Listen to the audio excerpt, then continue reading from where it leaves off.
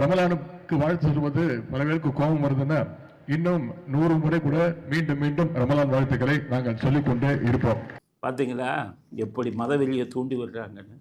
இவங்க ரம்லான் வாழ்த்துக்கள் சொல்லக்கூடாதுன்னு யார் சொன்னா? தீபாவளி வாழ்த்துக்கள் சொல்லலை. அப்போ நான் சொன்னேன், நம்ம பொழைச்சோம்ப்பா, இந்துக்கள்லாம் பொழைச்சிங்க. அநியாயம் செய்கிறவன், அக்கிரமம் செய்கிறவன், நாட்டை கொள்ளையடிக்கிறவன், 30,000 கோடி அடிக்கிறவன், சினிமா நடிகர் உடம்புல சிகரெட்டை வச்சு சுட்டவன்லாம் இந்த நாட்டுக்கு தீபாவளி வாழ்த்து சொன்னால் உருப்படாதுப்பா, இவங்கெல்லாம் சொல்ல வேணாம் அப்படின்னு தான் சொன்னோம். ஸ்டாலின் சொல்லலை, நல்ல வேலைப்பா, நல்ல மனுஷங்க சொல்லணும், நீங்கள் சொல்லலாம் நல்லது நாட்டுக்கு, அப்படி தானே நாங்கள் சொன்னோம். சொல்லாதன்னு தானே சொன்னோம். மற்றவங்களுக்கு சொல்லக்கூடாதுன்னு யாருமே சொல்லலையே. நீங்களே வந்துக்கிட்டு நீங்கள் கோபம் வரும்னா கோபம் இப்போ வந்தது.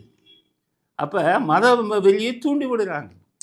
மத மோதல்களை பையன் தூண்டி விடுறாரு. அப்பா வந்துக்கிட்டு ஜாதி மோதலை தூண்டின மாதிரி இவர் மத மோதல்களை தூண்டி விடுகிறார். அப்பனும் பையனும் சேர்ந்தால் நாடு உருப்படுமா? தமிழ்நாடு இது நல்லா பாருங்க. அன்னைக்கு போய்கிட்டு கிறிஸ்தவத்தில் போய்கிட்டு அங்கேயும் போய் விஷவிதையை விதைத்தீர்கள்.